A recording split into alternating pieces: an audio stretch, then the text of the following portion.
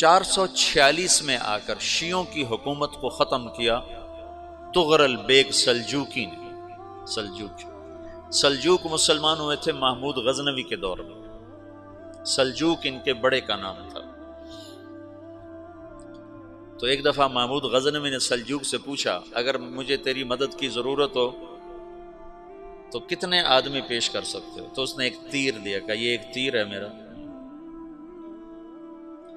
کسی کو یہ تیر بھیج کر میرے علاقے میں بھیج دو تو چند گھنٹوں میں 1,00,000 تلواریں تیرا پہرا دینے کے لیے تیار ہوں، میرے پاس اتنی طاقت ہے۔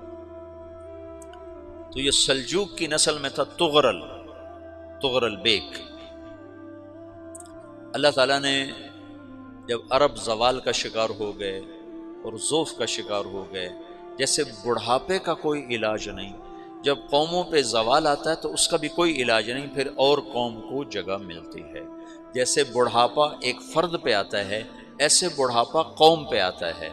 قوم کا بڑھاپا جوانی میں نہیں لوٹ سکتا، جیسے فرد کا بڑھاپا جوانی کی طرف نہیں لوٹ سکتا، قوم کا بڑھاپا جوانی کی طرف نہیں لوٹ سکتا، کوئی علاج نہیں، نئی نسل کا آنا ہی علاج ہے۔ تو عرب دھل چکے تھے، 600 سال بہت ہوتے ہیں حکومت کو، اپنی صفات گم کر چکے تھے، اب نئے خون کی ضرورت تھی۔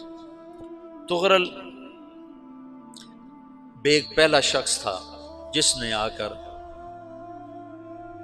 اہل السنت والجماعت کو استحکام بخشا، شیعوں کی حکومت کو ختم کیا، بغداد سے، شام سے، ان سارے علاقوں سے۔ صلاح الدین ایوبی نے اسماعیلی شیعہ کی حکومت کو ختم کیا، مصر۔ العاضد ان کا آخری خلیفہ تھا صلاح الدین ایوبی، نور الدین زنگی رحمۃ اللہ علیہ کا پروردہ تھا، اس کا دوست تھا، اس کے دوست بھی تھا، بچہ بھی تھا اس کے سامنے، زیادہ لکھنے پڑھنے کا شوق تھا۔ پھر اللہ تعالیٰ نے اس سے کام لیا اور اس کو مصر کا گورنر بنا کے بھیجا، مصر کی مدد کے لیے بھیجا، تو وہاں اس نے صلاح الدین ایوبی نے وہاں ختم کیا، تغرل بیگ نے یہاں ختم کیا۔ تو پھر سلجوق جو تھے نا یہ اقتدار میں آئے، ادھر ختم ہو گئی سلطنت بنو عباس کی، مصر ایک چھوٹی سی ترکوں کی سلطنت، تو اللہ تعالیٰ پھر مرکزیت کے لیے ایک نظام چلا ہے۔ دو لشکر آپس میں لڑ رہے ہیں ایک میدان میں، ایک جنگلی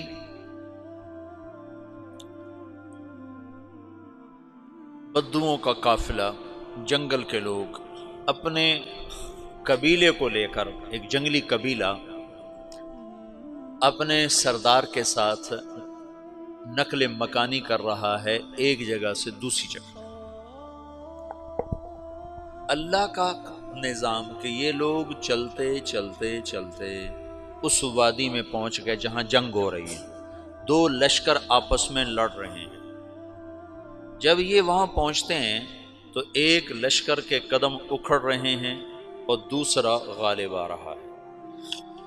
ان کو نہیں پتا شکست کھانے والے کون ہیں اور فتح پانے والے کون ہیں، ان کو نہیں پتا۔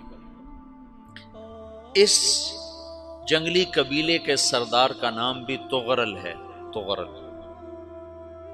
تو یہ سردار کہتا ہے جو شکست کھا رہے ہیں ان کی مدد کرو، کچھ پتہ نہیں کون ہے، کہتا جو شکست کھا رہے ہیں ان کی مدد کرو۔ تو 400 وحشی جنگلیوں نے فاتح لشکر کے پیچھے حملہ کر دیا۔ وہ تو ایک کافی ہوتا تھا، 400 دوڑ جب تلواریں پڑیں تو چند لمحوں میں نقشہ بدل گیا، بھاگنے والے جم گئے اور جمنے والے بھاگ پڑے۔ جب جنگ ختم ہوئی تو شکست خوردہ لشکر کے بادشاہ نے ان کو بلایا، اسے پوچھتا ہے مجھے جانتے ہو میں کون ہوں؟ کہا نہیں۔ کہا تو تم نے میری مدد کیوں کی؟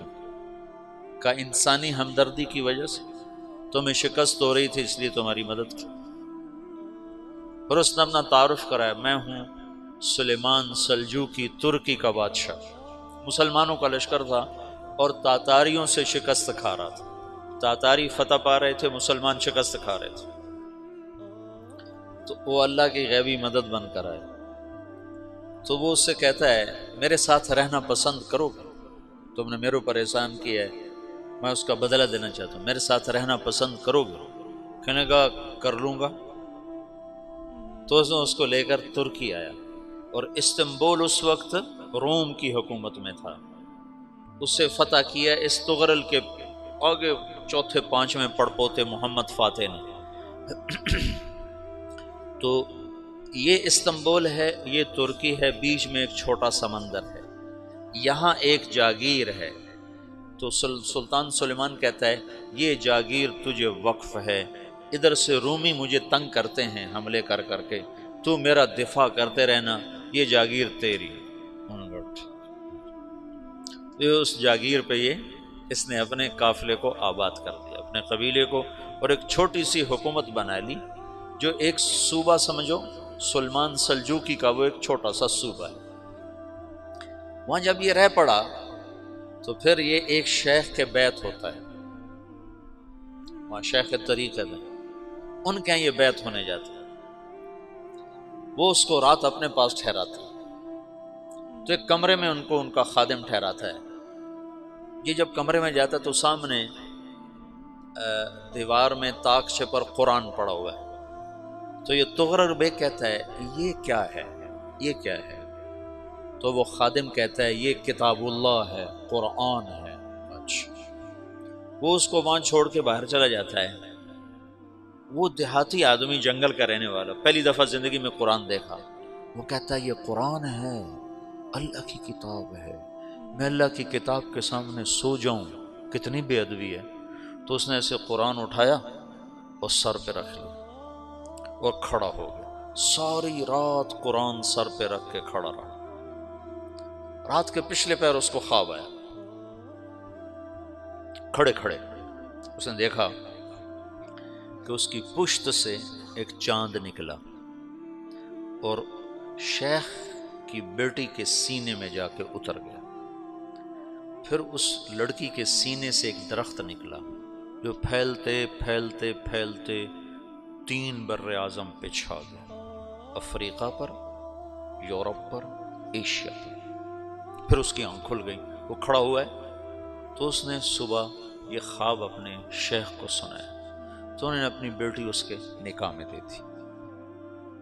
اس بیٹی سے ایک بچہ پیدا ہوا، تغرل بیگ نے اس کا نام رکھا عثمان، عثمانی ترک نام سنا ہوا، جو میں نے کل بتایا تھا کہ 1924 میں وہ خلافت ختم ہوئی، تو ایک بیٹا پیدا ہوا عثمان۔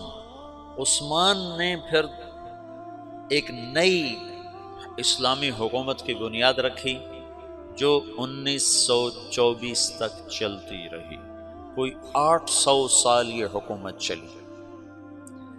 تو حکومت کا شیرازہ بکھرا، لیکن پھر جڑ جاتا تھا، پر وہ قرن اول والا جوڑ کبھی نہ پیدا ہوا، ٹکڑے بن گئے۔ ان ٹکڑوں میں اللہ لوگ پیدا کرتا رہا جو دعوت دیتے رہے، دعوت زندہ رہی۔ جو تربیت کا نظام تصوف کے ساتھ تھا، اب وہ تبلیغ کے ساتھ